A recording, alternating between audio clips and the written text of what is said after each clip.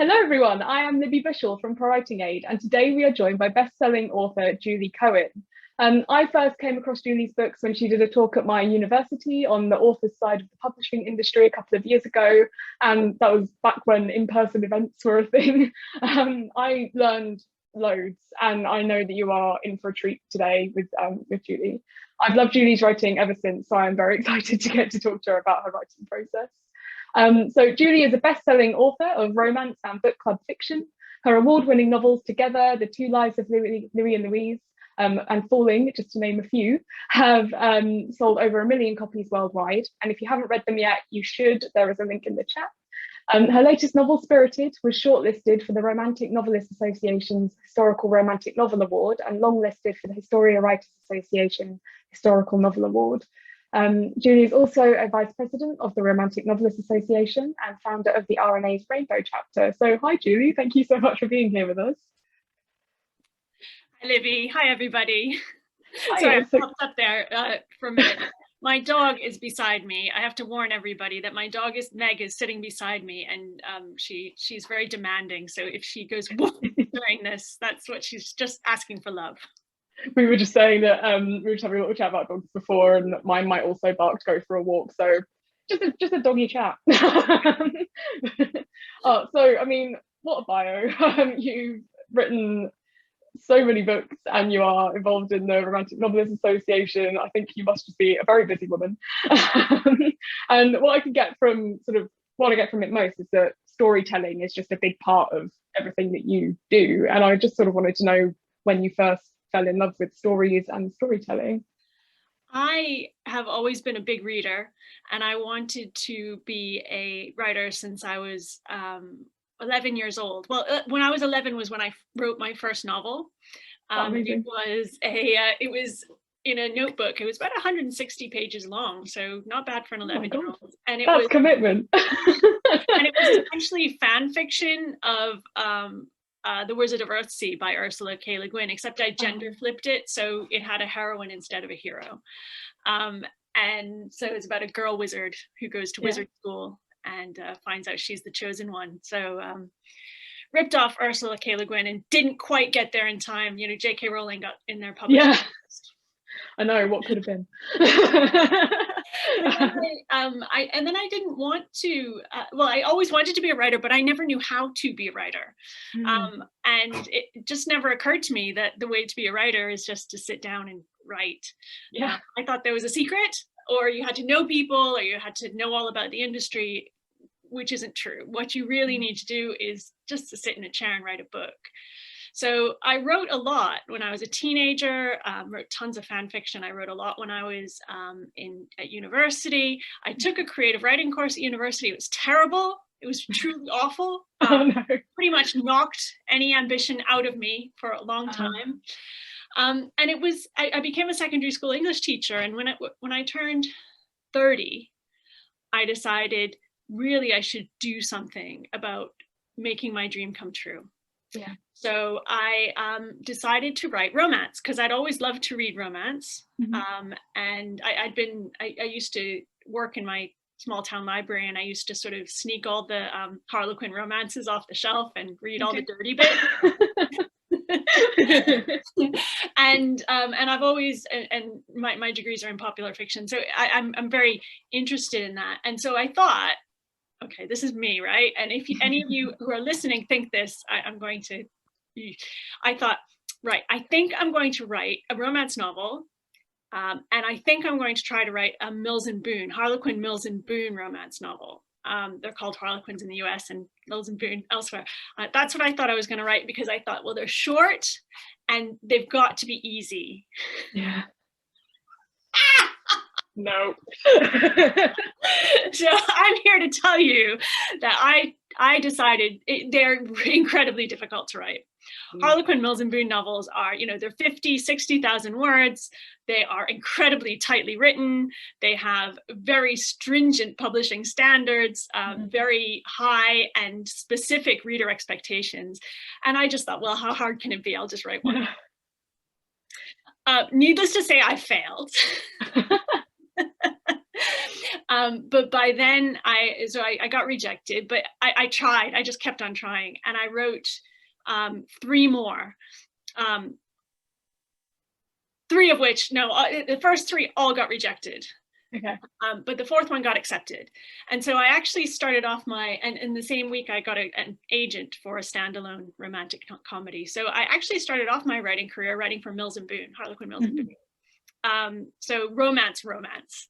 And it was an amazing training ground for being a professional writer. I was writing 4 or 5 books a year while holding down a full-time job. I was head of the English department at a school at that point. Oh my God, yeah. Acting department. And so it was a great training ground. And I only wrote for them for a year, but in that year I wrote 6 books for them. Yeah. Before I moved to writing standalone novels. Yeah, because I kind of wanted to, because I know that you've not written for them for several years, and the expectations change, the genre is changing all the time. I know we've already had discussion about that in the chat and everything, but I did really want to know sort of what the best sort of thing you picked up from that sort of career in writing Mills and Boon books was, because I know that people, I think, wrongly describe them as formulaic, and actually I think that there are as many types of romance book as there are types of romance writer. That's what I've definitely already learned this week. But yeah, sort of in terms of your sort of writing process, is there anything you think you picked up that you've carried through to today?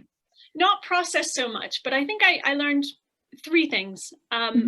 One of the things I learned, actually maybe more than 3, one of the things I learned, which has really affected the way that I write, is the idea of reader expectation. Yeah. Mills and Boon novels, Harlequin Mills and Boon novels are published, several a month. They are split into different categories, and each of those categories have a very specific set of reader expectation attached to them. Of course, you have an expectation that's going to be a romance, and it's going to have a happy ending, and it's going to be between 2 people, and but there are other genre expectations, and the reader picks up the book because they want to have that expectation fulfilled. Yeah. And we say that about romance, but actually that's true of every single genre of literature, including literary fiction.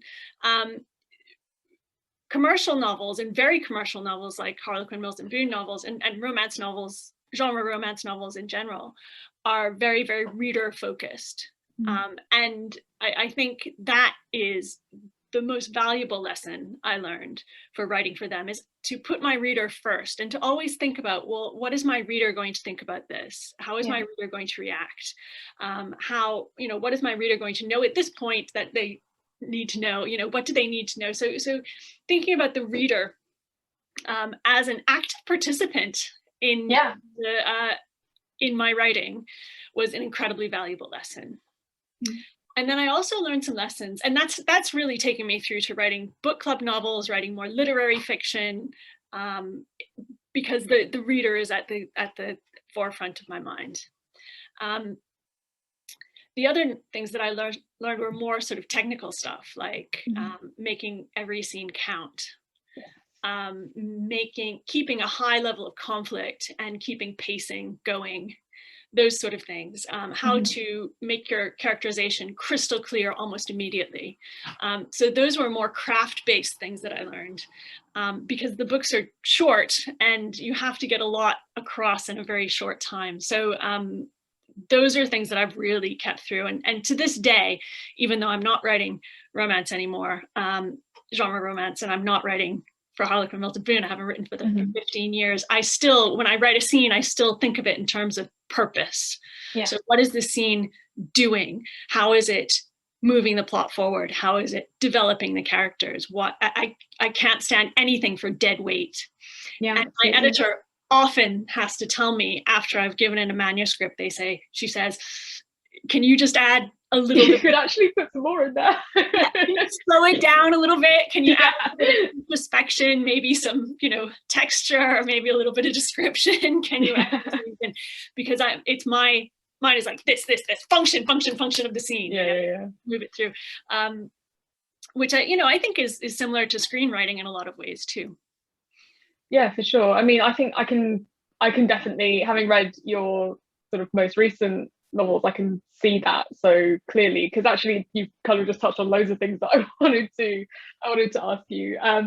Because quite a lot of the books you've written recently have really, I mean, they've got really strong concepts. You've got Together, which is a love story that's sort of told backwards. Love story told backwards as well. Just and Louis and Louise.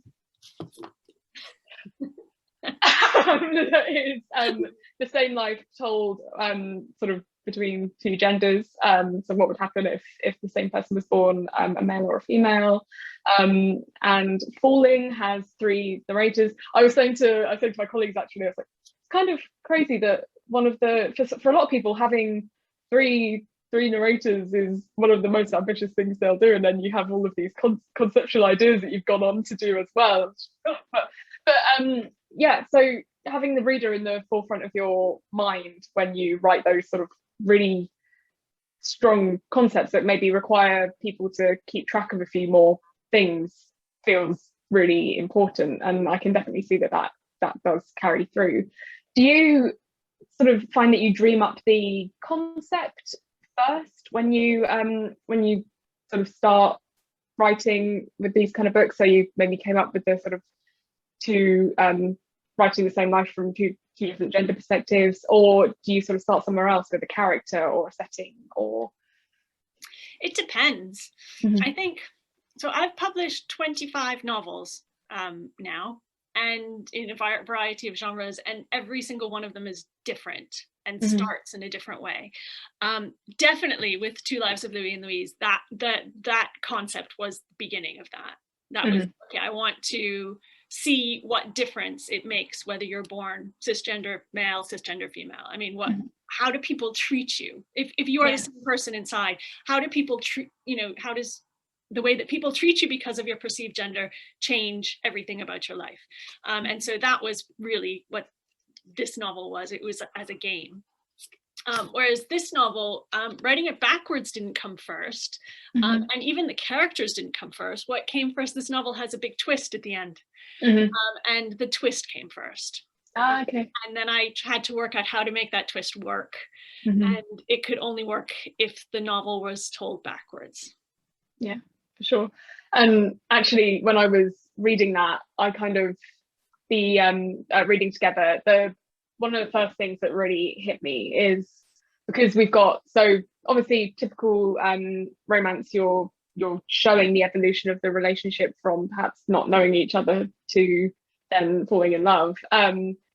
Immediately with Together, I just got such a sense of Robbie and Emily's relationship. I just felt that I knew the cadences of it. I felt like I could see how they lived together, and how I could see how, or I thought I could see how they'd fallen in love. Not all the details, but just the way that they sort of are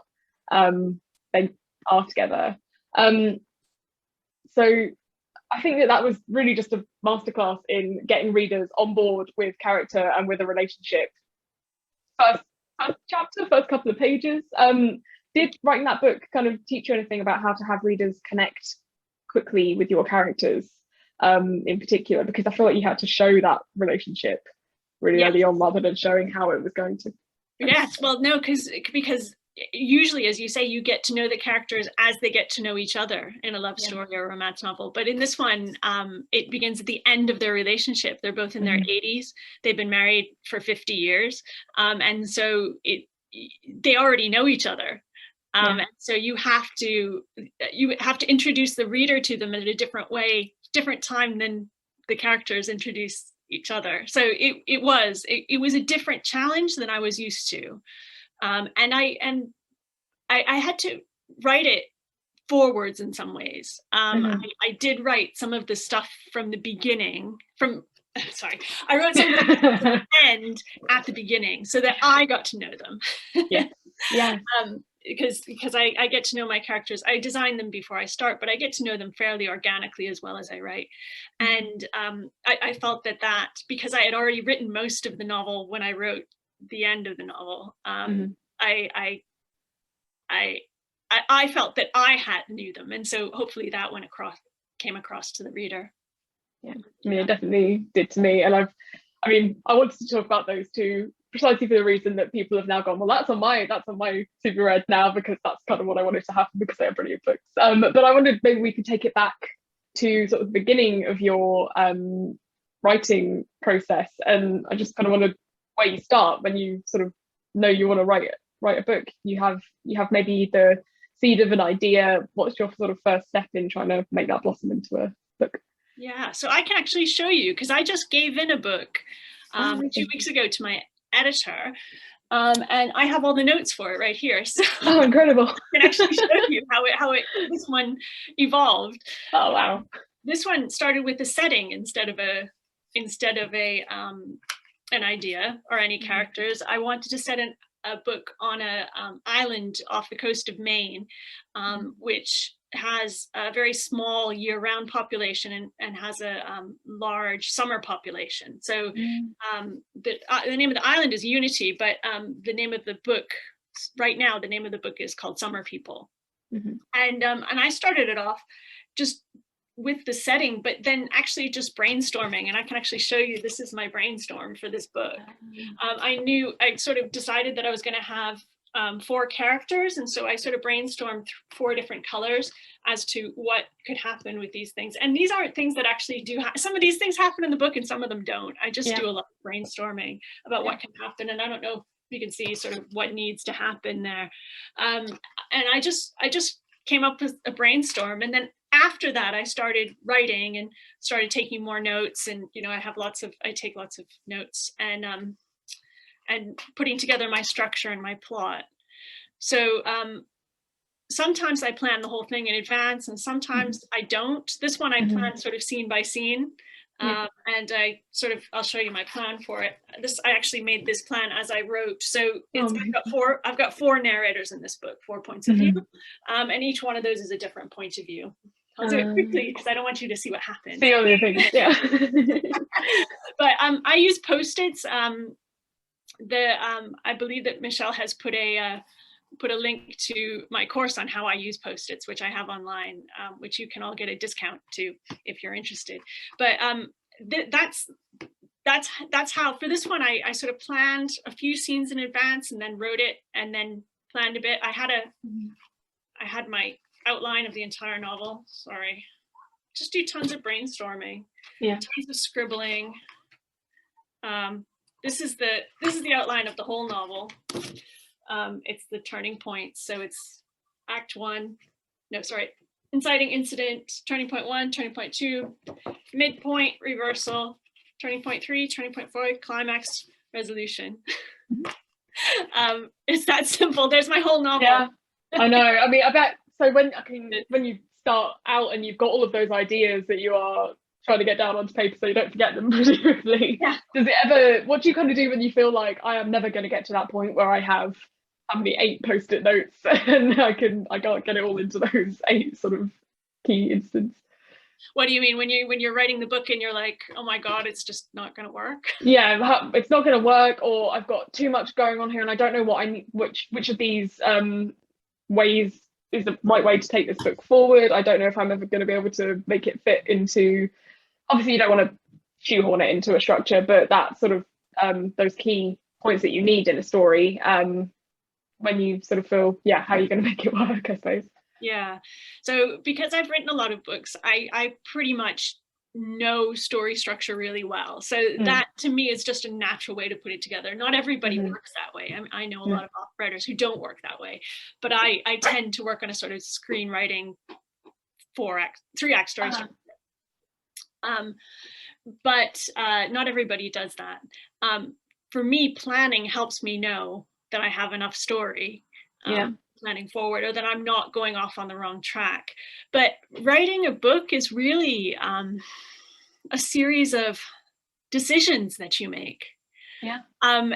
And the writing is important, but actually the decisions that you make are very important. And it's one of the reasons why I like editing a little bit more than I like writing, because when I'm editing, I've already made all the decisions and I just work out how to make them work. But when I'm writing a book, I have to make a lot of decisions, which is tiring. And you always, no matter how many books you've written, you invariably make the wrong decision at least once, and sometimes several times. And sometimes you make the wrong decision and you just go blah, blah, blah, and you write for a few weeks and a few thousand words, and then you realize, ooh, this isn't working, and you go back to where you made the decision, then you make another decision, and you go forward. And writing, this is something I tell my students, which I think is quite a difficult thing to learn and to understand, but it's fundamental to being any sort of an artist, and particularly a writer, because writers work alone, is that writing is a process of failure. And that in order to get something right, it is necessary. It's not even that it's going to happen and you have to expect it. It is absolutely necessary to sometimes get it wrong. And getting it wrong doesn't mean that you're not a good writer. It just means that you are a writer. So yeah, you found out a lot of things what doesn't work. Yeah, exactly. Because if you don't find out what doesn't work and what, if you don't explore those avenues, I mean, 9 times out of 10 you won't come up with the idea that becomes that winning idea that you know you needed to get to. So touch on, you teach creative writing, and you were saying before you kind of thought, oh, I have to learn properly how to write, and you had your course that you attended that maybe squashed that. How did you learn to write is where I'm getting to. I learned to write through failing to write, through writing those books that got rejected. That's how I learned. And it's not an easy way to learn.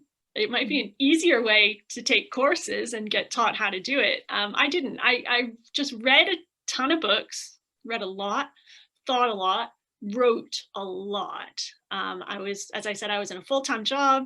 I was writing. There goes my dog. I was I was a teacher. I wrote every evening. I wrote every weekend. I wrote every school holiday. I neglected my friends and and didn't do any housework, and really just wrote thousands and thousands and thousands of words that didn't work. And that's how I got, learned through rejection. And I remember when my second book was rejected, I was actually in the States, and I had been submitting to Mills and Boon, and my then husband rang me and said, okay, we got a letter in the post from the publisher. And I said, this is back when, so long ago, everything was done in paper, before emails. So, I remember him calling and saying, okay, you got a letter from the publisher. I said, oh God, okay, is it a thick letter or is it a thin letter? And he said, it's a thin letter. I said, yeah, it's a rejection. And, okay, he opened it and he said, yeah, it is a rejection. And I was like, that's the best thing I've ever written. What do they want? I can't write any better than that. And the thing is, it was the best thing I'd ever written, but it was not the best thing I would ever write. No, exactly. You know, I just wasn't capable of writing something publishable in that moment. I had to fail a lot first. Yeah, I mean, it's important, I think, to build up that. I like the word resilience, and I don't like the word resilience, because at the time, bloody-mindedness. Yeah, exactly. Just that. Right, you know what? Okay, I'll show you. I'll write another one, and you'll like that one. Damn you. Yeah. Right, I'm going to do this out of spite. That's it. My entire writing career out of spite. Author out of spite. When you're reading now, do you kind of find that we had quite an interesting question come up on our Facebook group. When you pick up a romance novel, or when you pick up any novel, do you read it for fun, or do you read it to sort of study the structure, the voice, and sort of how it's written, or is that kind of melded into a bit of both? I think, I mean, you've got an English degree too. I think what an English degree does, and having a writing career does even more, is it does ruin reading for you. Because you never read anything just purely for enjoyment. You're always thinking, yeah, what's the ideology behind this? How is this put together? What is this? What's the context? What's doing? And and being a writer makes you do that even more so.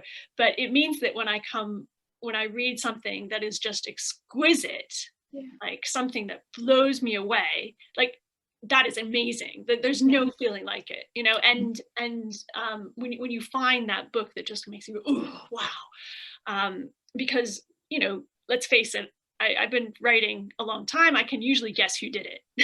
You know? Yeah. And I can see the things that, you know, I was like, oh, Chekhov's gun. You know, I see these little tricks. And any writer is really annoying to go to the movies with, because we were all just like, oh, there's the midpoint reversal, you know. So.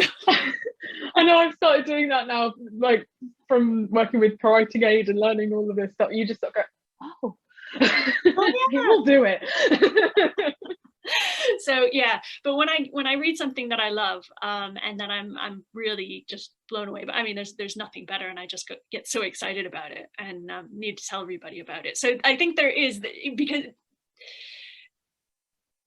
because I know so much more about it, there's a whole other level of enjoyment going, wow, you really fooled me. Wow, I really don't know where this is going. Wow, oh my God, you know, this structure is exquisite, you know. Yeah. That sort of thing.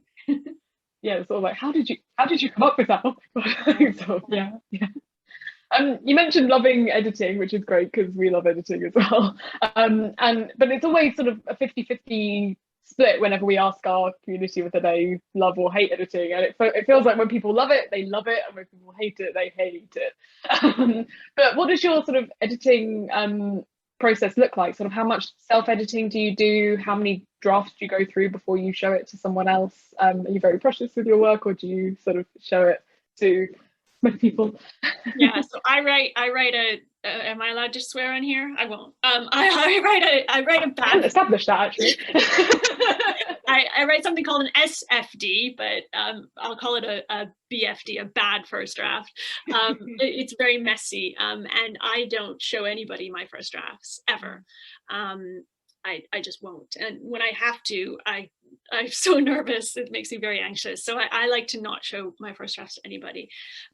When I was starting out, that was different. When I was starting out, I had some critique partners who I did show drafts to, and they helped me a great deal. But now I don't show anybody anything until the book is done. And it needs to be done, because I believe that you don't know what a book is about until you have finished the last chapter. And because you haven't made all the decisions until then, you know, and then you know what the book is about. So I usually write, well, so for this one that I just did, I wrote the book when I write, I tend to write quite quickly. It takes me a whole year to do it, but the actual writing only takes about 5 months. And then I left it for a little while. But the act of writing the book taught me what I had done wrong. So I knew that I had things to change. So I made a list of, I make a list of things that I need to change as I go along. I don't change them as I write. I change them afterwards. I make a list. Okay. So then I usually print it out, because I work better on paper than on a screen. And I go through and I change those things that I need to change. And these are like big things. I don't worry about stuff like full stops and punctuation and what my characters' names are. I don't worry about that stuff until right at the end. Or you know, what words even that I'm using. What I'm worried about is how the plot works and how the scenes work, and that there's not too much repetition, and that it's, you know, pacey and exciting, and you know, that I haven't put a cat in chapter 1 that just disappears and never comes back. You know, things like that. In this one, I had to remove a whole storyline because it wasn't working, and replace it with a different storyline, and just sort of tease it apart and then put something else in. So I do those sort of big revisions on paper as I go. And then I do a second revision, which is more of a line revision, line edit, when I then enter those into my manuscript. So I make a new fresh copy of the manuscript and enter all those things in. Generally, because I've done so many now, I used to take several different passes through for different reasons. Now I've done a lot of it, so I just sort of go through it those 2 times. And then I send it to my agent, who usually tells me to change a few more things. And then I send it to my editor, who generally tells me to change a lot more stuff. So I do go through several drafts, and I love it because, yeah, as I said, I know what I'm doing, you know. Yeah. And it's not the agonizing over a comma. That's not editing. That's procrastination. What I'm doing is thinking about, you know, how is the reader going to react to this? Is this a satisfying ending? Is the pacing right?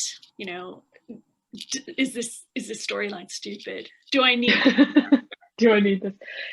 Does that cat just that off the page and never come back? Yeah.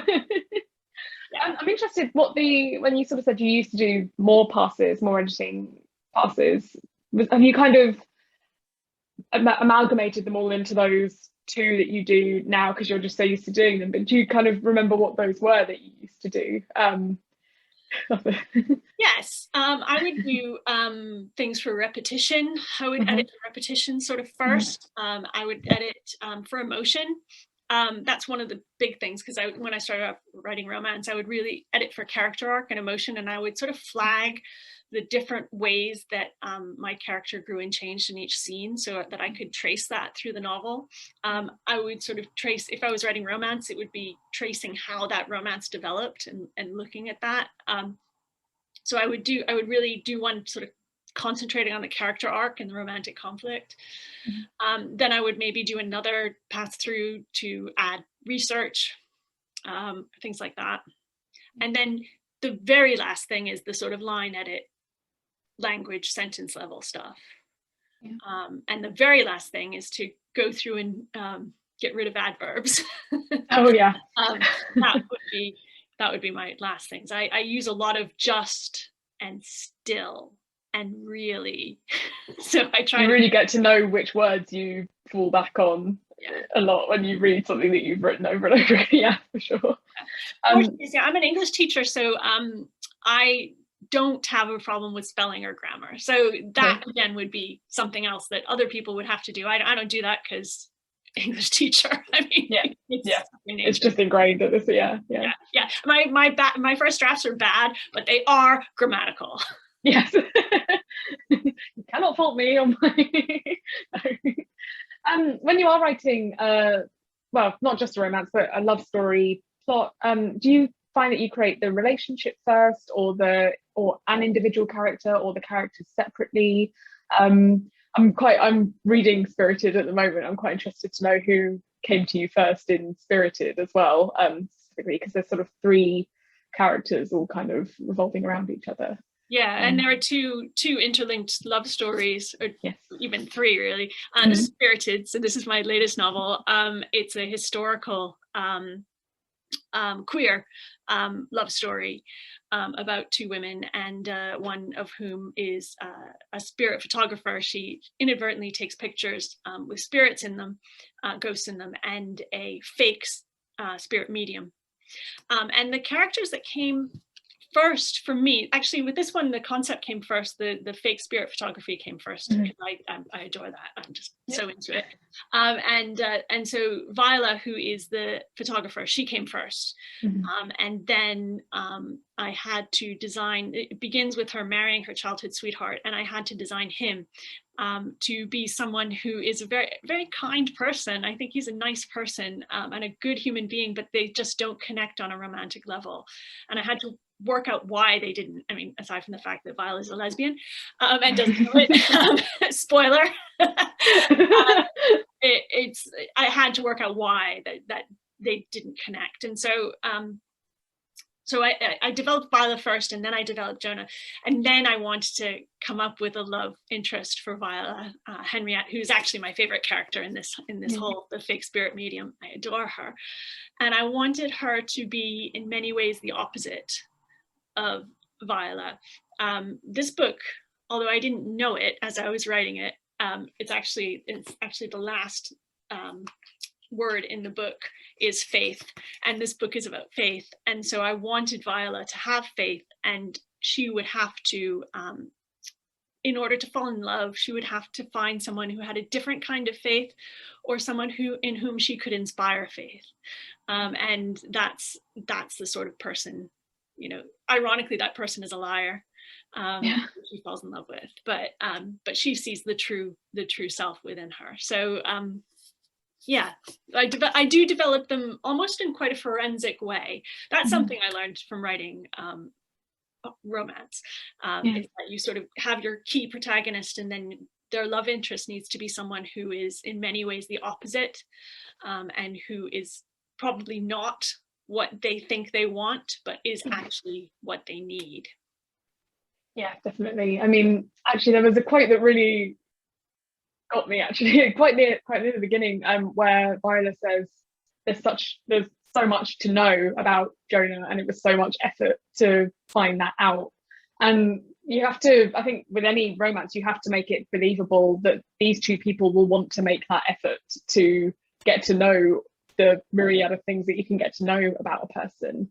Have you ever sort of been writing and kind of thought, hang on, are these two people going to, would I believe that these two people will want to make that effort? Have you ever sort of felt like, actually, I need to go back and rethink who this character is in order to make them work together as a pair, to bounce off each other?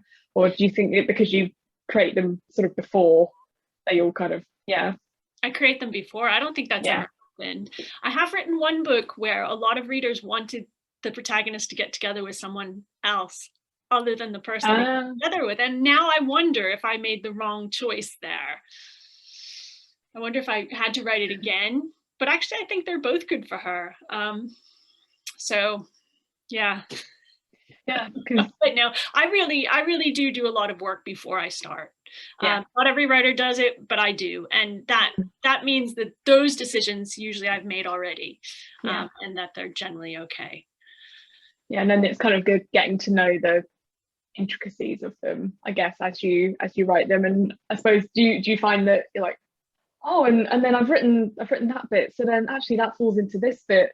They're actually more perfect for each other than I thought, because I've got because you get layers and layers and layers. Yes. And of course the other thing is that the problem with writing romance, or the problem with writing a love story, is not designing two characters who are perfect for each other.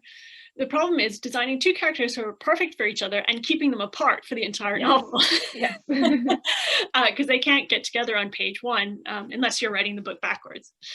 So the thing is that they have to be, underneath they have to be perfect for each other, but they also need to, be mistaken enough about themselves or about what they want, or they need to develop sufficiently so that when they meet each other at the beginning, they're not perfect for each other, but as they grow and change together, they become perfect for each other. There was some really brilliant discussion yesterday on the Romance Writers of America panel that we had about seeing yourself represented in romance, and how for them romance as a genre allows you to write the romance that you want to see. And traditionally a lot of romance is about sort of able-bodied, cis, straight, white women. But what I kind of love about your books is that it explores really the depths of human emotion in all kinds of relationships. I think specifically for me, actually, the relationship that touched me the most was between Lydia and Avril in Falling. There was something about that just really connected with me, and kind of, just it was just special for me personally. But how do you choose the relationships that you write about and explore? Do those relationships kind of inform the plot of your novels, or do you find that the plot kind of creates the relationships that you write? The plot is the relationships. The relationships create the plot. And that's always where I begin, and that's the core. It starts with people, and what people do with each other, for each other, because of each other, that then makes the plot happen. You won't find many, sometimes there's an explosion, sometimes I have fires and like crashes and things like that, but usually it's the people that drive the novel. You talked about Lydia and Avril. That's from my book Falling, which I don't have here. It's the last book that was published in America. So those of you who are in the States, that's the latest one you can get in paperback in the States, published in the States with St. Martin's. That was a sort of sweet teen romance, and Lydia's in love with her best friend, but her best friend is straight, and she just doesn't know how to broach that. And God, we've been there, right? I mean, whatever our sexuality, we've had a crush on someone.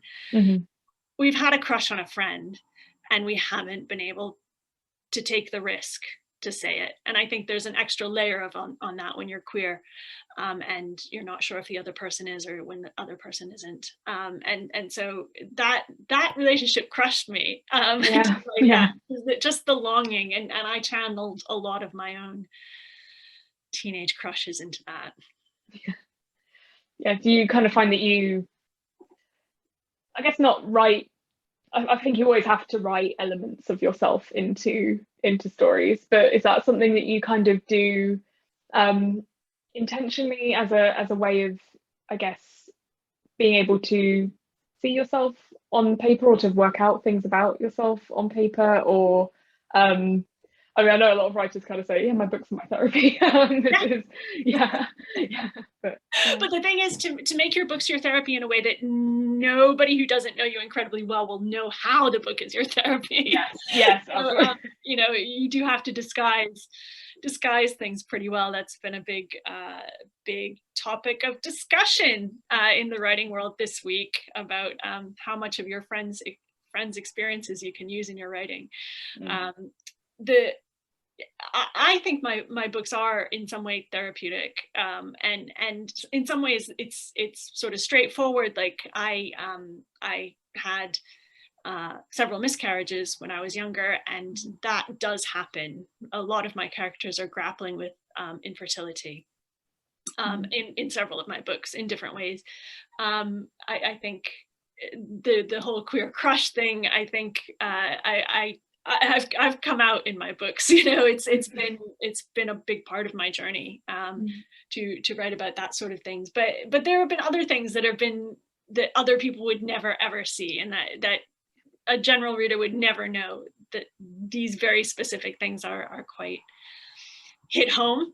But this is actually another thing that I learned from writing for Mills and Boon, is that when you write, you have to be sincere when you write. You have to write from here, particularly when you're writing a romance novel or a relationship book. It has to come from here, and that doesn't mean that you write your life, or that you write things that really happen to you. What it means is that you write real emotions, and you take what's universal, which is love, pain, longing, desire, grief, and you then embody it in specific fictional characters and events. So, I mean, that's what makes literature very powerful, and that's why, even though people say that romance novels are, slight or, not important, and this is why I think they are important, because they embody huge and necessary human emotion. So that's, I think, where that comes through in my novels. That said, my therapist, I'm like right on. I know exactly how I feel most of the time, and it is because I wrote about this already. There's that one.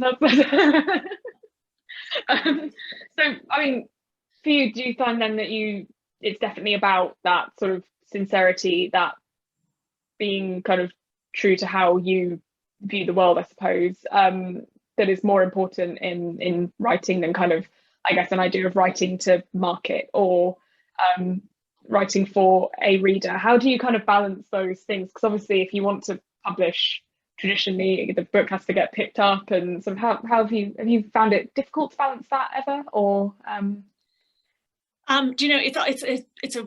that's an eternal question, is how much do you write to market, and how much do you write the book of your heart? I mean, the ideal situation is that the book of your heart is very marketable because it resonates with lots of people.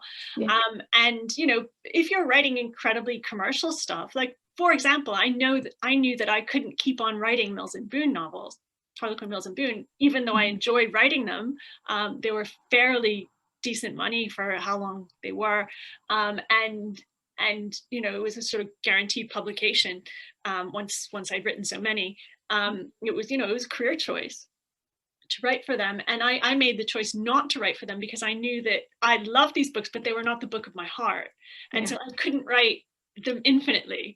Whereas I do know people who they are the book of their heart and do write them infinitely, you know, like write 75, 100 of them because they just enjoy it so much every time. Yeah, absolutely. But that's not my core story. That's not my book of my heart. So, you know, the truth is that if you write a book, it's going to take up a lot of your time and a lot of your thinking, a lot of your mind. It's going to take a lot of time that you could have spent, you know, going out and living life. Yeah. Or making more money. Because, I mean, for most people, this doesn't pay very well. But you're going to spend, you know, a big chunk of your life doing it. And I think everybody has to ask themselves, what do I want to spend a big chunk of my life doing? Something that I'm doing to satisfy somebody else, or something that I'm doing to satisfy myself. And I think there's absolutely a sweet spot where you're satisfying yourself and satisfying your readers. And that's the tricky thing to get. But that's where I think published authors, they're always aiming for that sweet spot. Yeah, for sure. Just I think that's what a lot of people dream of when they dream of becoming an author, is that sort of balance between other people being able to put a part of yourself out there and other people saying, no, I love that, I understand that. And that's I think I'm going to grab some I have to add a little coda to that. Yeah, absolutely. You have to do market research. It is so important to know the market that you're writing for, and not just say, I'm going to write a Mills and Boon because it's easy, and not say, I'm going to write a romance because that seems to make a lot of money. You have to do what you super care about. I mean, I'm lucky because I love to read so many different things, which means I love to write so many different things. But I would never, when people ask me, well, I want to write a novel, but I don't know what to write about. I always say, well, write about what you love to read. You know, just do that, because, you know, it needs to feed your soul in some way. Yeah. And then that's what you know as a fan, as a reader as well. You know what you love about those things, and you know what other people will hopefully love about them too.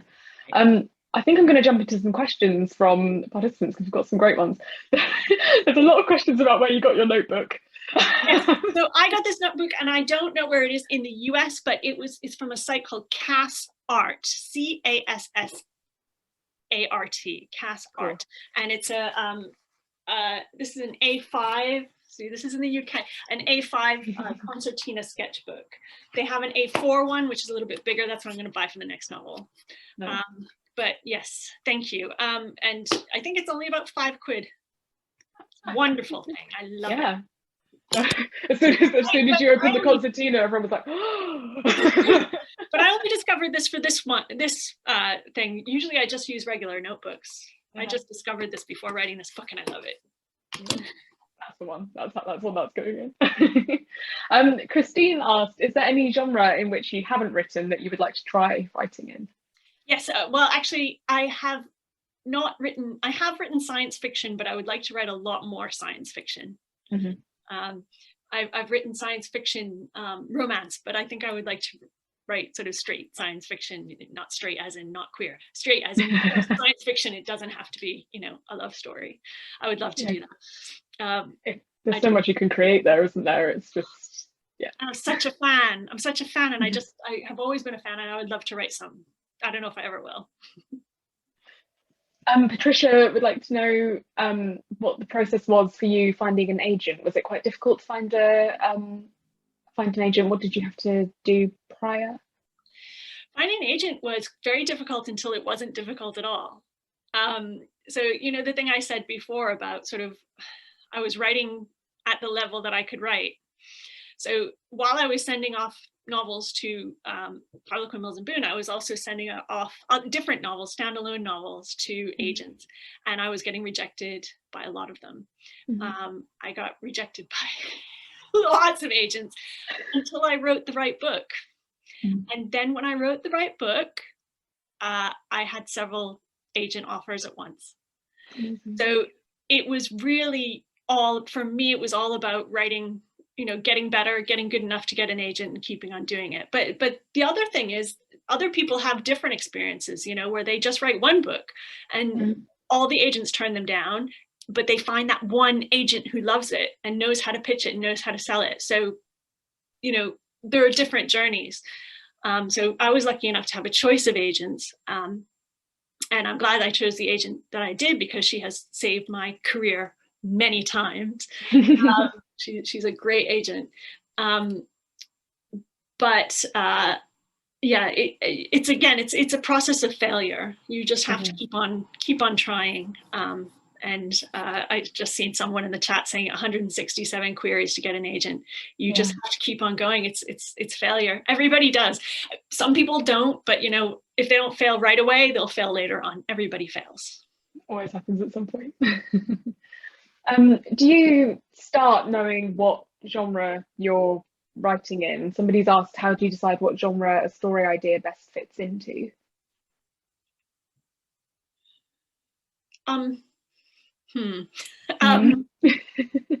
Yes. Yeah, because I guess with a romance, it's where the relationship is at the center, is the plot, and kind of I suppose it's when something can straddle a couple of genres. But if you have, so I suppose Louis Louise has been described as science fiction. And did you think about that as you were writing it? It's just kind of come afterwards and people have added that? No, I saw Louis and Louise as just a general novel about gender and relationships, sort of general fiction book club crossover, commercial literary crossover.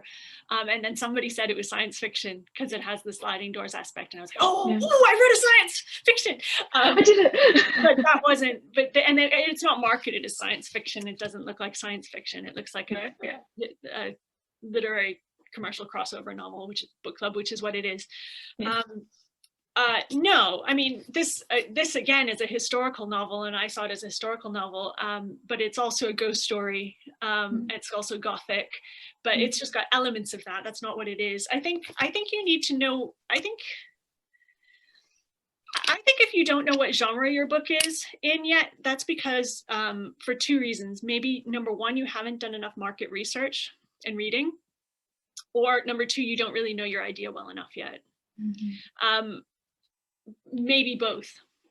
I think if you know your idea and you know the market, like you really know your idea, you know how it begins, you know how it ends, you know everything about it, and you have made the decisions, like does it have a happy ending, does it not have a happy ending, you've made those decisions, then you will know the genre. And if you think it's a genre that it's not, then maybe you haven't done the market research yet. It's hard work. Yeah, it's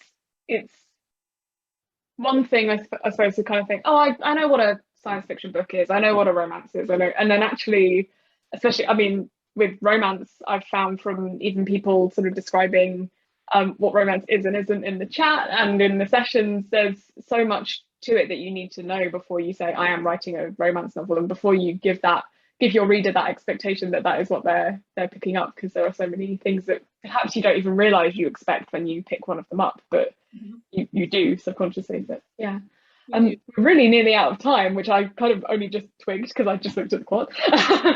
But I think my sort of last question that I would love to ask you is, what do you wish you had known when you were first starting out, when you made that decision to I'm gonna write, I'm gonna do this? Was there anything that you were particularly sort of scared about that you think now actually you're gonna do okay if you look back? One of my editors told me that if you're frightened, you're doing it right. And I sort of wish I'd known that at the beginning. I think I would have maybe taken more risks. But I can't regret anything that I've done in my writing career because it's taken me where I am. I wish I'd known the whole failure thing. I really wish I'd known that. that it was okay. And I really wish someone had given me permission to fail, because it was hard being rejected. It was really hard being rejected a lot. And it is hard. And I wish I'd really known that that was okay. And not even that it's okay to be rejected, but it's okay to write badly, that everybody does it. And you just have to, you know, suck it up and keep going. So I guess that permission to fail early on in my writing career would have been very useful to me. Yeah. Also, keep receipts for everything and put it on your taxes. It's really important. Really, really, really important. Keep receipts. Yeah, good practical advice.